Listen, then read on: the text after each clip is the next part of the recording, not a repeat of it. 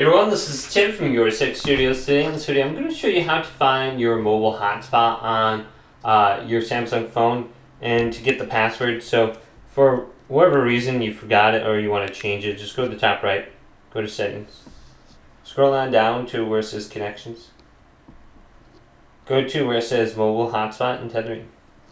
So this is turned on right here. You got to turn off Wi-Fi for this option. Choose this. And then here's the password right here. You can just change it to whatever you want. Make it simple, a little bit simpler, Timothy1.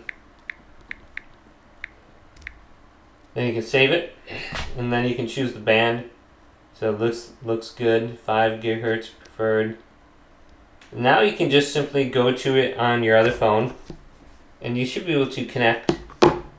Or you can go to the QR code, and you can just open up the QR code and scan it with your other phone, and you should be able to connect. So just open up the camera option and you should be able to connect just like this. Press it. Now you're connecting. Hopefully this video did indeed help you out. If it did, leave it a big thumbs up and subscribe to my channel down below.